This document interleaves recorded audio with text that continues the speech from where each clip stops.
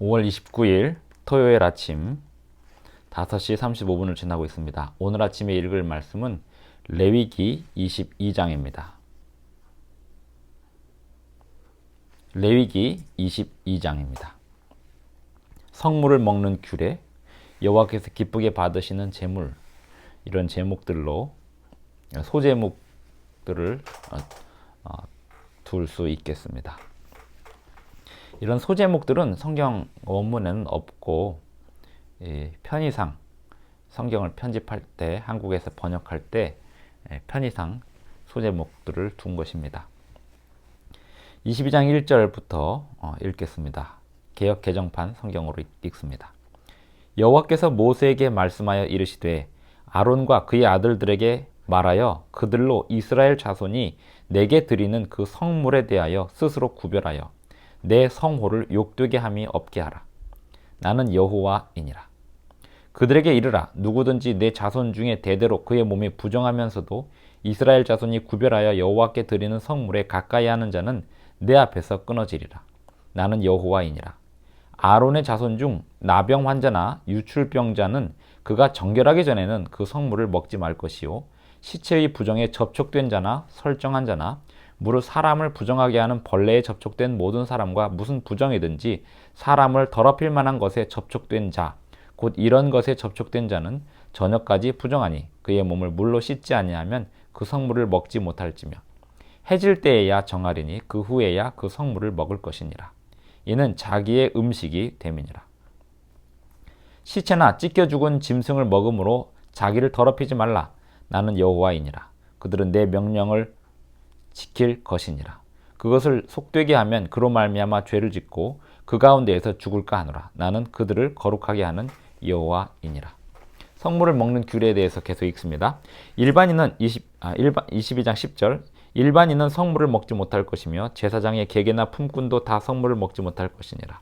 그러나 제사장이 그의 돈으로 어떤 사람을 샀으면 그는 그것을 먹을 것이며 그의 집에서 출생한 자도 그렇게 하여 그들이 제사장의 음식을 먹을 것이며 제사장의 딸이 일반인에게 출가하였으면 거제의 성물을 먹지 못하되 만일 그가 과부가 되든지 이혼을 당하든지 자식이 없이 그의 친정에 돌아와서 젊었을 때와 같으면 그는 그의 아버지 몫의 음식을 먹을 것이나 일반인은 먹지 못할 것이니라. 만일 누가 부지 중에 성물을 먹으면 그 성물에 그것의 5분의 1을 더하여 제사장에게 줄지니라. 이스라엘 자손이 여호와께 드리는 성물을 그들은 속되게 하지 말지니 그들이 성물을 먹으면 그 죄로 인하여 형벌을 받게 할 것이니라. 나는 그 음식을 거룩하게 하는 여호와이니라. 17절 여호와께서 모세에게 말씀하여 이르시되 아론과 그의 아들들과 이스라엘 온 족속에게 말하여 이르라. 이스라엘 자손이나 그 중에 거류하는 자가 서원 제물이나 자원 제물로 번제와 더불어 여호와께 예물로 드리려거든 기쁘게 받으심이 되도록 소나 양이나 염소의 흠없는 수컷으로 드릴지니 흠 있는 것은 무엇이나 너희가 드리지 말 것은 그것이 기쁘게 받으심이 되지 못할 것임이니라. 만일 누구든지 서원한 것을 갚으려 하든지 자의로 예물을 드리려 하여 소나 양으로 화목제물을 여호와께 드리는 자는 기쁘게 받으심이 되도록 아무 흠이 없는 온전한 것으로 할지니 너희는 눈먼 것이나 상한 것이나 지체에 배임을 당한 것이나 종기 있는 것이나 습진 있는 것이나 비루 먹은 것을 여호와께 드리지 말며 이런 것들은 제단 위에 화제물로 여호와께 드리지 말라. 소나 양의 지체가 더하거나 덜하거나 한 것은 너희가 자원제물로는 수련이와 서원제물로 드리면 기쁘게 받으심이 되지 못하리라. 너희는 고환이 상하였거나 치였거나 터졌거나 배임을 당한 것은 여호와께 드리지 말며 너희의 땅에서는 이런 일을 행하지도 말지며 너희는 외국인에게서도 이런 것을 받아 너희 하나님의 음식으로 드리지 말라. 이는 결점이 있고 흠이 있는 것인즉 너희를 위하여 기쁘게 받으심이 되지 못할 것임이니라. 여호와께서 모세에게 말씀하여 이르시되 수소나 양이나 염소가 나거든 이래 동안 그것의 어미와 같이 있게 하라. 8째 날 이후로는 여호와께 화제로 예물을 드리면 기쁘게 받으심이 되리라. 암소나 암양을 막론하고 어미와 새끼를 같은 날에 잡지 말지니라. 너희가 여호와께 감사 제물을 드리려거든 너희가 기쁘게 받으심이 되도록 드릴지며 그 제물은 그날에 먹고 이튿날까지 두지 말라. 나는 여호와이니라. 너희는 내 계명을 지키며 행하라. 나는 여호와이니라. 너희는 내 성호를 속되게 하지 말라. 나는 이스라엘 자손 중에서 거룩하게 함을 받을 것이니라. 나는 너희를 거룩하게 하는 여호와요 너희 하나님이 되려고 너희를 애굽 땅에서 인도하여 낸 자니 나는 여호와이니라. 22장을 다 읽었습니다. 22장 초반에 내 성호를 욕되게 함이 없게 하라 라는 말로 2절에서 보면 내 성호를 욕되게 함이 없게 하라, 나의 이름을 망령되이 행함이 없게 하라, 욕되게 함이 없게 하라 라는 말로 시작을 한 22장은 역시 32절에서 너희는 내 성호를 속되게 하지 말라. 지금 내 성호를, 거룩한 이름을 망령되게 하지 말라, 속되게 하지 말라는 말의 의미는 10계명의 세 번째 계명, 하나님의 이름을 망령되이 일컫지 말라는 그 세 번째 계명을 구체적으로 그 시대에 어떻게 적용할 수 있는지에 대하여 설명하고 있습니다. 우리가 이 레위기를 읽을 때 그때 당시에 하나님이 이렇게 구체적으로 주신 법의 의미를 생각해 보면, 하나님은 어떤 제물을 드린다고 해서 그 제물이 하나님께 이익이 되거나 또 손해가 되거나 그런 개념이 아닙니다. 또 제물을 잘못 드렸다고 해서 이방신들처럼 삐지거나 노여워하거나 그런 개념이 아닙니다. 왜냐하면 하나님은 이 세상을 창조하신 분이실 뿐만 아니라 온 우주를 창조하신 분이십니다. 온 우주의 왕께서 그 양 한 마리 때문에 삐지거나 그럴 일이 있겠습니까? 이 레위기에 나오는 규정들을 구체적으로 실천하는 그 결과로 가장 유익을 얻을 대상은 제물을 드리는 사람들이었지, 그 제물을 받으실 하나님에게 있는 것이 아니었습니다. 그럼에도 불구하고 하나님이 이렇게 드리면 내가 안 받을 거다, 저렇게 드리면 내가 받을 거다, 이렇게 말씀하시는 이유가 뭐였을까요? 그것은 사람의 수준을 의식해서 그렇게 말씀하신 것입니다. 그리고 실제로 사람이 하나님 앞에 함부로 예물을 드리면 실제로 하나님이 받으시지 않으셨습니다. 왜냐하면 제물을 드린다라고 하는 것은 하나님 편에서의 변화를 꾀하는 게 아니고 제물을 드리는 사람에게서의 변화를 꾀하는 것이기 때문에 그렇습니다. 우리가 하나님 앞에 제물을 바르게 드릴수록 우리의 양심이 변화가 되는 것이지 하나님이 우리에 대한 태도가 달라지는 게 아닙니다. 하지만 우리가 하나님에 대한 태도가 달라진다면 하나님은 기뻐하시고 행복해 하십니다. 우리의 태도가 달라진다는 건 죄를 미워하게, 궁극적으로 죄를 미워하게 되는 것이고 하나님과 가까이 하게 되는 것입니다. 하나님은 우리를 가까이 하고 싶어 하시는 분이십니다. 그런데 하나님 편에서 우리와 가까이 하실 수 없는 이유가 있으니 그것은 하나님은 죄와 가까이 하실 수 없는 분이셨습니다. 하나님이 사람이 되어 오셔서 예수님으로 오신 것 자체가 얼마나 할 수 없는 일을 하시는 일인지 몰라요. 죄 있는 육신의 모양으로 오셨다는 거죠. 하지만 죄 있는 육신의 모양으로 오신 예수님은 죄를 조금도 짓지 않으셨습니다. 죄를 조금도 품지 않으셨습니다. 죄로 둘러싸인 환경 속에서 완전한 삶을 사셨습니다. 그것이 성육신의 신비입니다. 레위기에서 하나님의 성호를 속되게 하지 말라, 욕되게 하지 말라라고 말씀하시면서 성물을 먹는 규례가 나오는데요. 제사장들이 성물을 먹을 때 부정하게 되거나 또 어떤 접촉하면 먹지 말라고 했습니다. 이렇게 함으로써 어떤 유익이 있었을까요? 사실 성소는 이스라엘 백성들 전체가 그 성소의 속죄로 인하여 왔다 갔다 하는 곳이기 때문에 위생적으로, 보건적으로 가장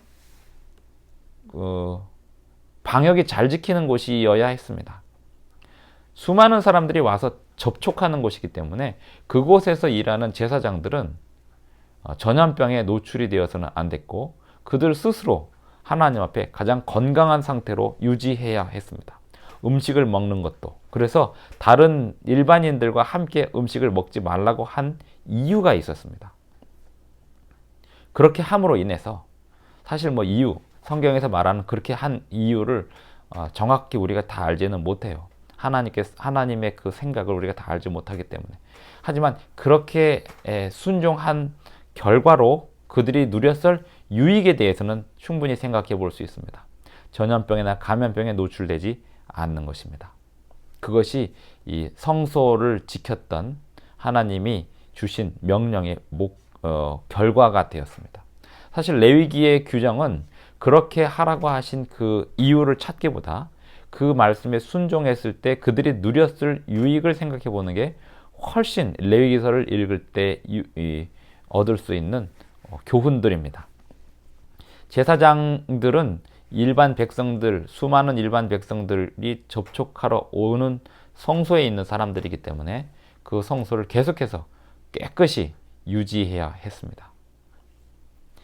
그리고 제사장들이 먹는 음식들은 제사 음식들에 대한 그 제물들을 먹었기 때문에 그 제물들을 먹는 동안에 부정해진다라기보다는 제물을 먹는다는 것 자체가 부정을 입는 것을 의식적으로는 상징했는데요. 위생적으로 또 보건적으로는 그 먹는 과정이 철저히 방역, 위생 이런 것들이 철저히 지켜지도록 하셨던 것입니다. 그것이 오늘날 우리에게 의미하는 바는 뭘까요? 많은 사람들이 하나님을 찾는다고 드나드는 교회야말로 가장 방역적으로 잘 위생적으로 관리되어야 하는 곳이고, 감염병을 옮을 수 있는 사람들은 출입하지 않도록 해야 합니다. 그 하나님께서 직접 통치하시던 이스라엘 백성들은 성전을 출입하면서 정결하게 함을 입고 나갔지만, 오늘날 우리가 살아가고 있는 이 교회는 교회 왔다 간다고 해서 감기가 낫고 그런 개념이 아닙니다. 왜냐하면 이 교회는 하나님께서 직접 통치하신다고 하면서도 사실은 많은 경우에 사람이 하는 일이에요. 사람이 하는 일이기 때문에, 그리고 또 하나님의 말씀에 온전히 순종해서 그 순종하지 않으면 하나님이 직접 심판하고 그러한 상황이 아니지 않습니까? 하나님이 직접 심판하는 상황에서는 목사의 안수가 그 사람의 부정함을 다 낫게 하고 이렇게 할 수 있겠죠. 그러나 목사는, 어제도 말씀드렸지만, 목사는 구약의 제사장이 아닙니다. 목사는 성경을 가르치는 교사일 뿐이에요. 구약의 제사장의 개념은 예수님에게서 완성이 되었고, 이 완전한 성소는 하늘에 있지 이 땅의 교회들이 성소가 아닙니다. 그래서 교회는, 사람들이 드나드는 이 교회는 더더욱 방역과 위생에 신경을 써야 하고, 감염병에 노출된 사람들은 교회를 출입하지 않도록 스스로 조심하고 교회가 지켜야 합니다. 아무나 교회 오세요 할 수 있는 그런 개념이 아닙니다. 특별히 전염병이 돌 때는 더더욱 교회에 출입하는 것에 대하여 서로가 조심해서 그곳에 왔다 감으로 인해서 다른 사람들까지도 요즘에 코로나 때문에 마스크들을 잘 쓰고 다니고 또 방역과 위생을 신경 쓰기 때문에 교회가 위생적으로 잘 지켜지는 그러한 경향이 있습니다만, 코로나가 오기 전에는 매년 봄, 가을이면 교회에 와서 감기에 걸려가는 사람들을 제가 종종 봤습니다. 감기에 걸린 채 교회를 오는 거죠. 그리고 또 다른 누군가에게 감기를 전달하는 매개체가 되고 마는 것입니다. 그래서 봄철에 또는 가을철에 교회에 한꺼번에 감기가 쫙 도는 경우들이 있습니다. 그래서 교회는 코로나 시대가 끝날지 모르겠지만 끝난다 하더라도 감기 걸리거나 또 전염병, 감기 자체가 전염병이잖아요. 그 전염병에 걸리면 교회 출입을 삼가하고, 지금 이 코로나 시대에 열어준 새로운 예배 매체가 뭐냐면 영상 예배입니다. 영상으로 함께 할 수 있다는 것을 그전에는 우리가 인식을 하지 못했는데 지금 우리가 인식을 하기 시작했어요. 그래서 교회라고 하는 공간은, 특별히 이 사람들이 함께 다니는 교회가 학교와 같은 거예요. 영적인 학교와 같은 것입니다. 매우 중요합니다. 출입하는 것 중요해요. 하지만 그곳은 더더욱 방역과 위생에 관하여 서로 조심해야 하는 장소가 교회가 되어야 하겠습니다. 음식을 먹는 일조차도 제사장들이 일반 백성과 먹지 말라고 하였습니다. 그렇다고 해서 오늘날 목사님의 가정에 사람들이 초대해서 다른 사람들이 같이 먹으면 안 된다? 전혀 아니죠.